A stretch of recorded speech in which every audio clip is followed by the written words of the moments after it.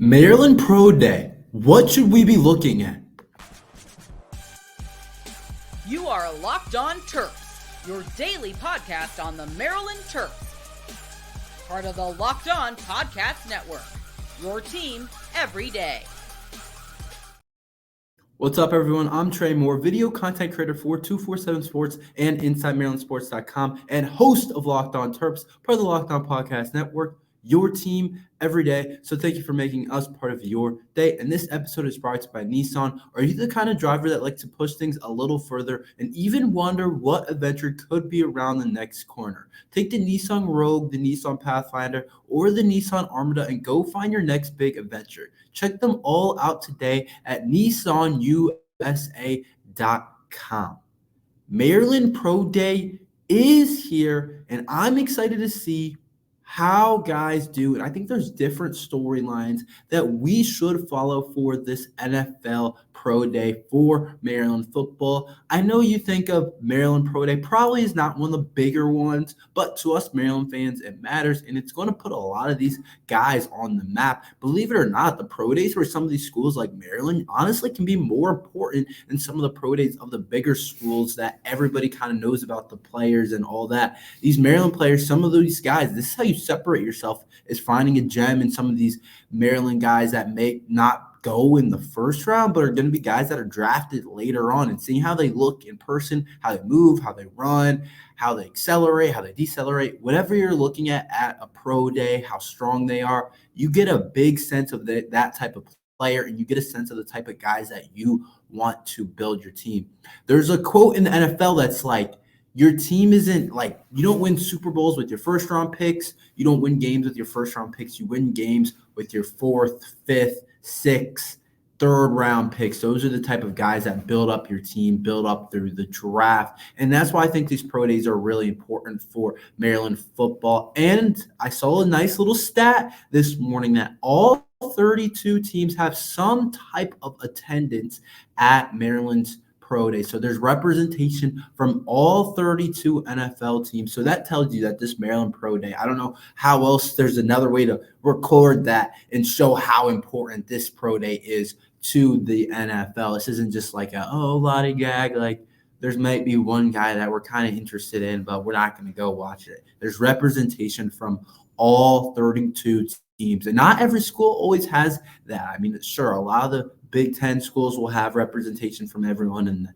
SECs and whatever conferences you want to put up there. But that's not just a given that every NFL team has some type of representation. But there's some different storylines that I want to talk about that I think that we should be looking at. I won't be there, obviously, but like I think there's some stuff that we're going to read about, and there's important things that the scouts are going to want to look at, and I kind of want to get into it. I think this day is a pretty important day for these guys that want to get drafted, and I think there's different storylines that are going to impact if some of these guys go in the NFL draft or not, and then also if they get picked up. When I did a internship for the Ravens, I did some stuff with their scouting department.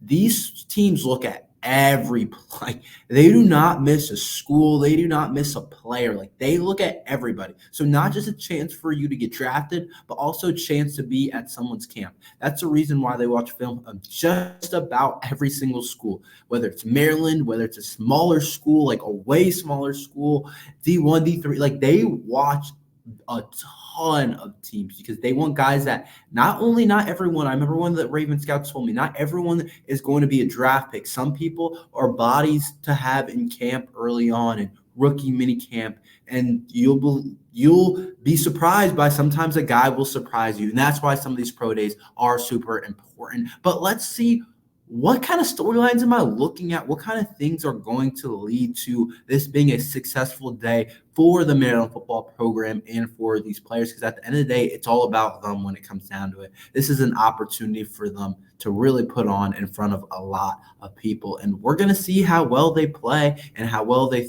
throw, starting with Talia. I'm guessing he's going to throw. I'm guessing Maryland's going to have a throwing session for Talia Tungavailoa. And I think he's definitely on a lot of people's board. I think a lot of the representations comes from wanting to see Talia. I mean, definitely other guys as well, but I think some teams will definitely want to see Talia and how he throws and how it looks in person. Maybe some of these people wouldn't have been able to see Talia in person, so they haven't been able to watch him throw the ball.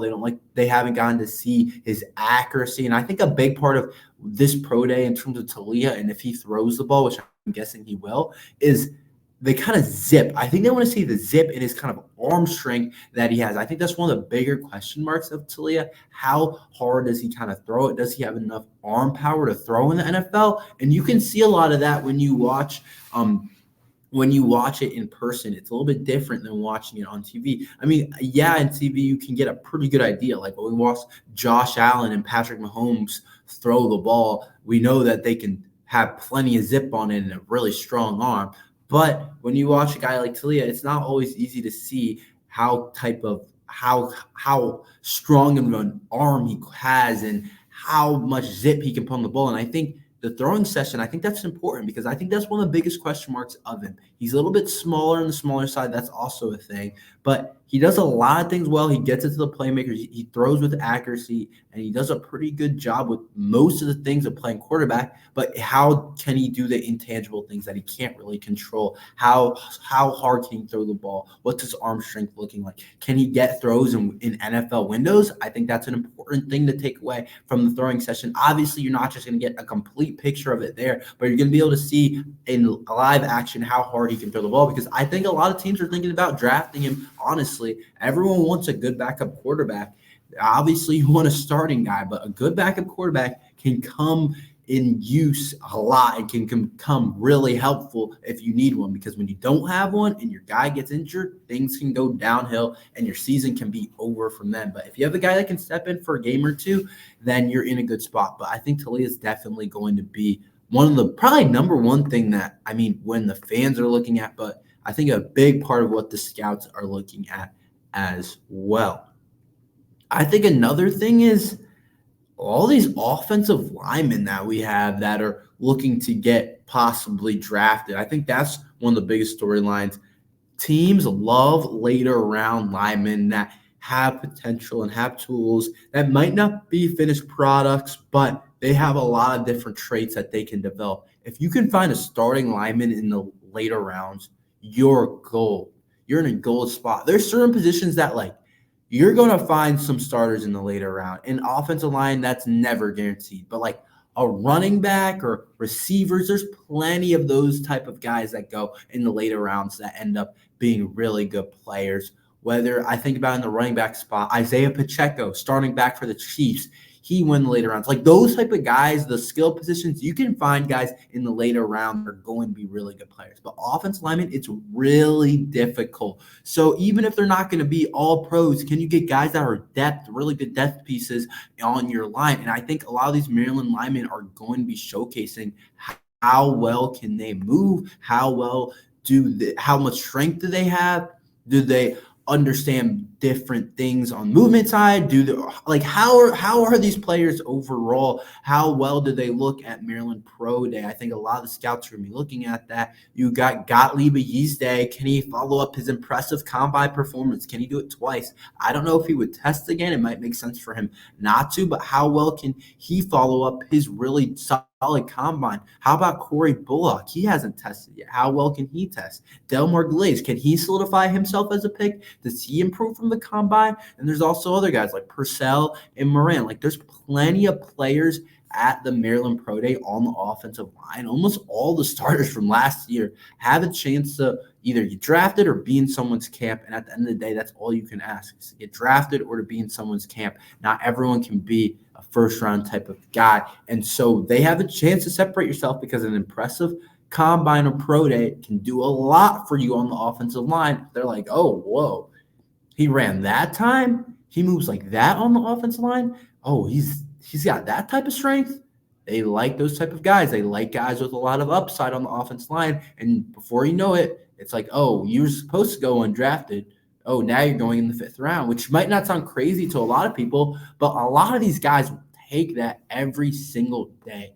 And then also an underrated player that I think he's a really good player that it's going to have a chance to be in someone's camp. Jay-Sean Jones, I don't know if he'll run a 40 time. I don't think he's got a lot of speed, but he like straight line, like 40 time speed. I wouldn't expect him to run I'd probably expect him to be in the 4.6s. Could be wrong. Maybe he's a 4.5 guy, but I don't think he's super fast. But I think he's got a lot of I think he's a really good route runner. He can separate, and I think NFL teams know that he's more of a film guy. But if he can do some good things at the combine, then I think he'll solidify himself being in someone's camp. I doubt he gets drafted. I don't know if he just has enough tools and enough that burst that a lot of NFL teams want, but I think he can be a guy that is sneaky really good at someone's camp and gets a chance in preseason to prove himself.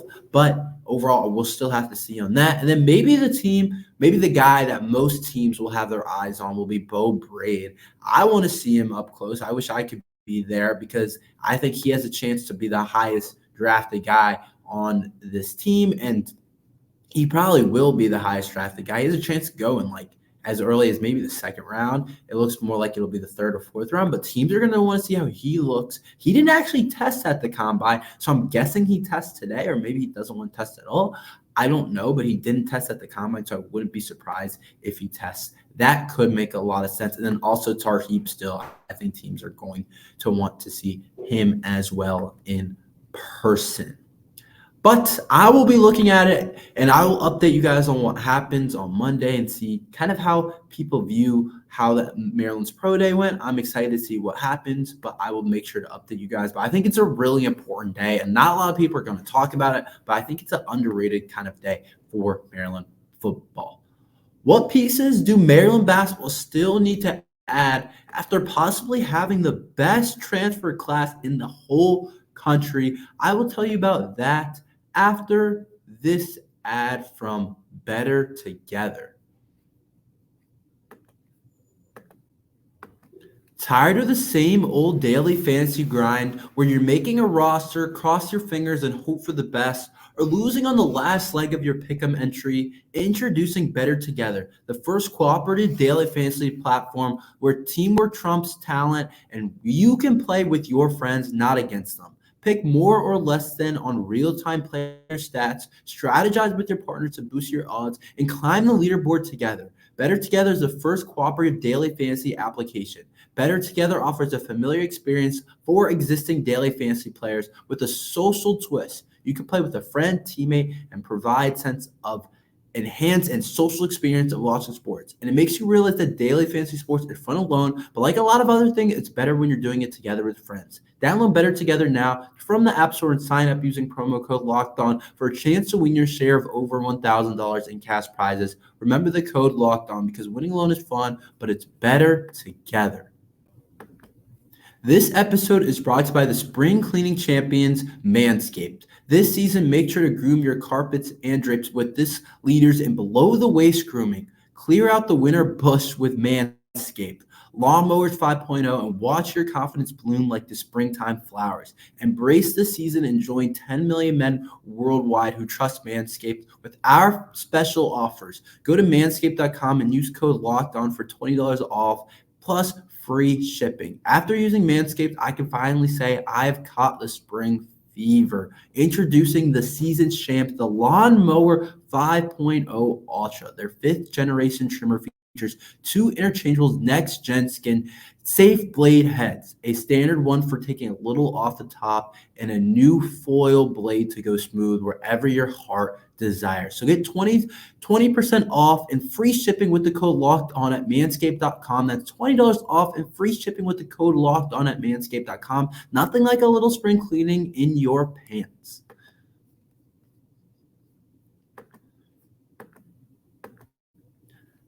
So the Terps have had one of the best off seasons ever, and I've already talked about that. We might have the number 1 transfer portal class in all of the country in any team, but it's interesting because we still have a spot left to use, which is pretty cool deal that we still have a spot left to use even after all the different guys that we have added. And it's going to be really interesting to see what we do with this last spot. Because so far this offseason, we added 5-star Derek Queen, who's obviously going to come in and be the starter at, it looks like, power forward. So we're looking at, we have our starting 4, and then we also brought back Julian Reese at the 5, who's going to be, I think, one of the best bigs in the country if he can just improve his free throw percentage a little bit. And if he adds like a little bit more of like a floater mid-range game, I think he can really be maybe the best big in the entire Big Ten. So we have our 4 and we have our 5.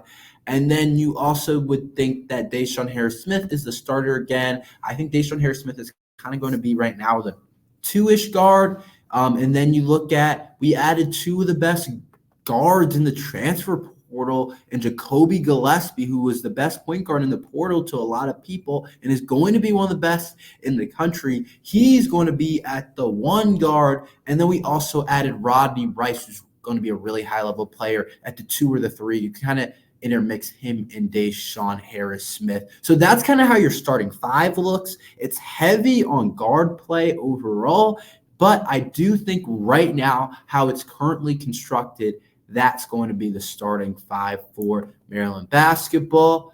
But we brought in 2 guards, of course, like I said, Rodney Rice and Gillespie from the portal. Those are our 2 portal ads, and they are perfect ads. I love those 2 ads for Maryland basketball. And reports look like we could potentially add another guard. A lot of the people that Maryland's looking at are guards. But I'm going to argue that we should bring in more of a 3-4, maybe even a 4-5 type of guy, maybe more of a forward instead of a guard, because I think we're really deep at guard right now. There's been a lot of reports that we could potentially bring in Malik Mack, guard from Harvard, from the DMV area, actually attended St. John's, went crazy his freshman year at Harvard. I saw some funny jokes that was like, if I transferred from Harvard after having there's actually no athletic scholarship, so I guess he was not on athletic scholarship. There's no athletic scholarships at an Ivy League school, but it was like, if I transferred from Harvard, my mom would beat me or something like that. I thought that was kind of funny, but he actually went pretty crazy for Harvard. I think he averaged 17 points, and he's one of the top players in the portal. I kind of understood why he was under-recruited, because he's just a little bit smaller and a little bit on the skinnier side, but it looks like he's hit the weights and gotten definitely has filled out a little bit. He's definitely still on the skinny side, but a lot of reports are that we could get him, and he's going to be a really good player. And if we get him in the portal, he has a Maryland tattoo as well. I wouldn't be mad, because just like, that's a pretty sick ad, and I'm not going to like get all like, oh my gosh about it, but like, I do think that we're really heavy on guards right now. If you really look at it and think about it, you think Deshaun Harris-Smith is back. He's projected to be a starter. Jamie Kaiser, you kind of put him as a 2-3-ish.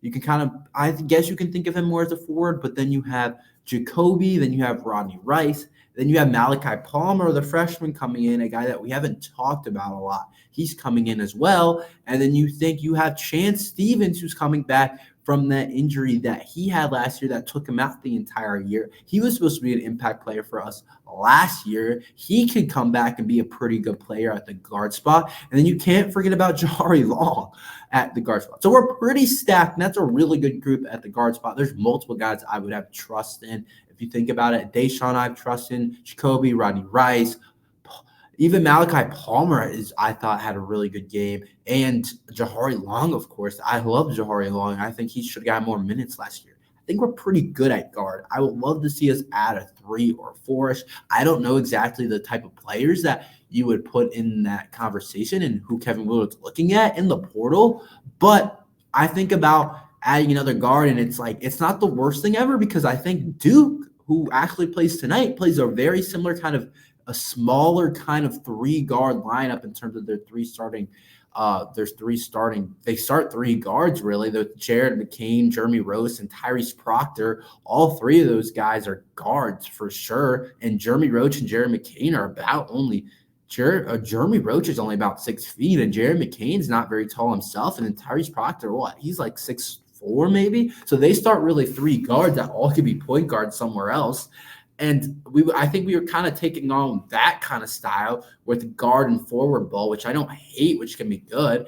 But I still do think it's important to bring in more of a 3 or 4 or even maybe a bigger like backup big. But I do like Geronimo if he stays as a backup big and Matty as a backup big. But I do think we could use another 3. But this roster looks pretty stacked with talent. I'm not even going to lie, but that's kind of the positions that I think Maryland could add.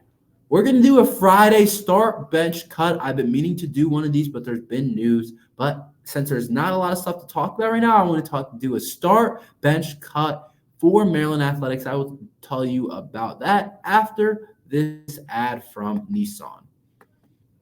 This week's March Madness bracket highlights is brought to you by our friends at Nissan. Each week, we're picking one team that stands out and a team that's pushed it further than the rest, just like any of the all-new 2024 Nissan SUVs. These guys were able to take it to the next level. The Yukon Huskies can only be described as an Armada. This one seed is as hardcore as it gets out there, so it's no wonder they secured a spot in the Elite Eight and will battle Illinois in the Elite Eight for a chance to play in the Final Four. They're the favorite pick by many to make a run to the championship. The Alabama Crimson Tide can only be described as a Pathfinder. They've been thrilling to watch and have really created a lane for themselves entering the tournament as one of the hottest seeds in the country. After taking down North Carolina in the Sweet 16, they'll look to take a battle to Clemson to earn a trip to the Final Four for the first time in program history. And the Clemson Tigers are obviously this week's Nissan Rogue. The team absolutely surprised us with a powerful performance in the Sweet 16 with the win over Arizona. They take on Alabama in the Elite Eight for a chance to go to the Final Four. They say win life, go Rogue, and that's exactly what the Golden Grizzlies have done here. Take the Nissan Rogue, the Nissan Pathfinder, or the Nissan Armada, and go find your next big adventure. Shop NissanUSA.com. So we're going to do a start bench cut. Maryland athletes from this year. I got 3 athletes. They're not all from the same sport. One is from basketball, and 2 are from the football team from last year. And I want to do my start bench cut. So there's not like a exact answer. It's not like, oh, it's 3 point guards. It's like, which one of these guys would I start? Which one would I bench? Which one I'd cut? It's not that type of situation. It's more just like you got to think of it not as like an exact type of thing, but just I'm just going to do a start bench cut. And let me know who you guys would start bench and cut, because it is a little bit weird that they don't play the same sport. But I do think it's fun and cool to do it. So the 3 names I'm going to do: Talia Tungavailoa, Jameer Young, and Bo Braid. So Talia, quarterback; Jameer Young, point guard; Bo Braid, safety. I think this is a pretty cool little segment. Who would I start? Who would I bench? Who would I cut in terms of just athletes? And a lot of people are going to say this: Bo Braid is the obvious answer to cut.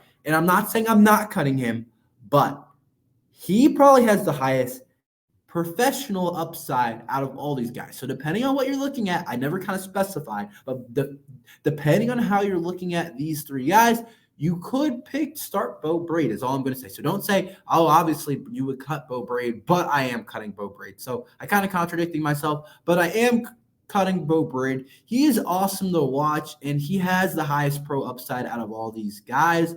But I feel like these 2 players just have like bigger impact on their sport in general. Bo Braid was definitely a big-time player for Maryland football, for sure. He's going to get drafted, and we talked about him earlier with the pro day, and scouts are definitely going to be there to see him.